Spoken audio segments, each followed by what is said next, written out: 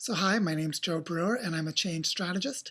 Today I want to share with you an area of knowledge that I think is extremely important for all of us trying to create a positive change in the world, transition our economic and political systems, address the global crises that are around us, and really give us hope that we actually know how to do this. And the book that I want to talk about today is this one, Cultural Evolution, Society, Technology, Language, and Religion. It's edited by Peter Richerson and Morten Christiansen, who are both researchers who study the evolution of social systems. Now, this book, Cultural Evolution, is an edited volume that came from an important conference that happened a couple of years ago in Germany, where they brought together all of the best researchers who were studying cultural evolution from different angles, and they hashed out, what is the state of the field? What do we know about cultural evolution? And this book is the collection of that best knowledge. So this book goes into the evolutionary history of human social group formation. How did our social nature arise? How did we come to cooperate, be altruistic, form coherent groups, and be able to build things like tribal communities and then city-states and nation-states, all of that stuff.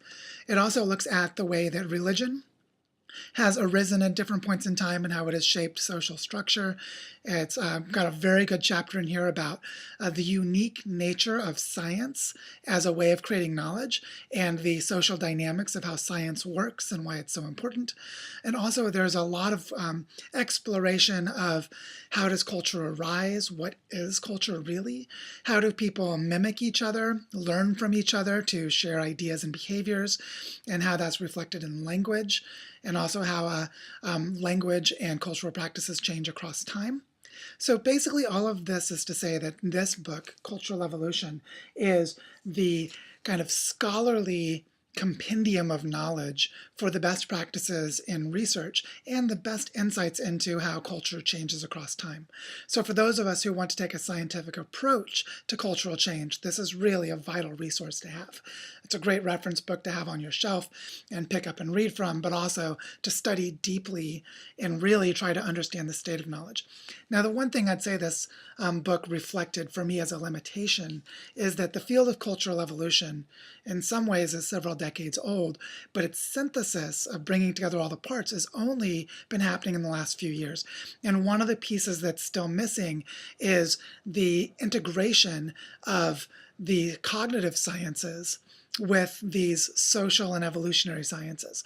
So specifically in the work that I've done on cognitive linguistics, or the way that the human mind shapes meaning and how shared language can create political agendas and shape social reality, there's a great richness of findings in linguistics, psychology, neuroscience, and other related fields that is not being reflected in the field of cultural evolution yet. So that's a place where those of us who do work in marketing and public relations and the design of communications to see how to spread viral information and all of that stuff, we can help inform the field of cultural evolution, but also there's a great deal that we can learn from them. So for our efforts to systematize the research in culture design, this body of knowledge in cultural evolution that's coming out of the academic world is going to be extremely important. So for those of you who are doing work in cultural evolution now, you'll want to get a copy of this book. So again, Cultural Evolution, edited by Peter Richerson and Morten Christiansen. All right, there you go. Enjoy.